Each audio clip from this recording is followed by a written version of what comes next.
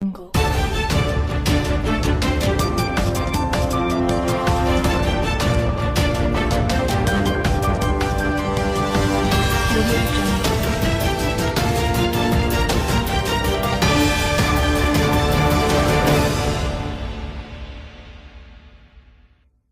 అంటున్నారు ఇప్పుడు వచ్చి నన్నేదో ప్రశ్నిస్తారంట.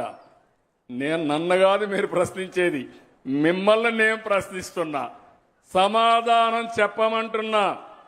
గిరిజన ప్రాంతంలో ఉద్యోగాలు ఇచ్చిన వ్యక్తి 1/5/11/86లో నందమూరి తారక రామారావు గారు. అవునా కాదా తమ్ముళ్ళు అని మిమ్మల్ని అడుగుతున్నా. అది కొన్ని సవాళ్లు ఎదుర్కొంటే రాజ్యాంగబద్ధంగా ఇవ్వచ్చని మళ్ళీ నేను ముఖ్యమంత్రి అయిన వెంటనే దానికి మళ్ళీ నేనే ఒక జీవో ఇచ్చాను. జీవో నెంబర్ 3 10/1/2000లో నేనే జీవోని ఇచ్చా. ఆ జీవోని పోగొట్టింది వీళ్ళు 22 ఏప్రిల్ 2020. ఇప్పుడు మళ్ళీ 5 ఏళ్లు పట్టించుకోవాలా. 2020 అంటే ఎలక్షన్ జరిగింది 2024. అవునా కాదా? ఎవరి తప్పని నేను అడుగుతున్నా. ఎవరి తప్పు? వైసీపీ తప్పై చేతులపై ఎత్తండి.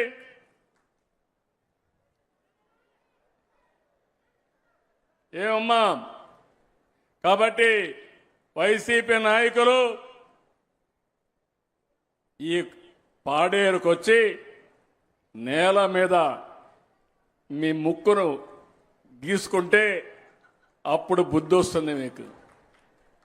మీ నాయకుడిని అడగండి, ఎందుకు చేయలేకపోయారు అడగండి.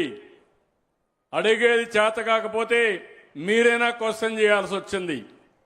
మీరు అది కూడా చేయకుండా ఇప్పుడు నన్ను అడగడానికి మీకు ఎలాంటి అర్హత లేదు. కానీ ఒకటే చెప్తున్నా, ఈ గిరిజన ప్రాంతం నా సొంతం. ఈ గిరిజనులు నా వాళ్ళు. ఈ గిరిజనులకు అన్యాయం జరగడానికి వీలు లేదు.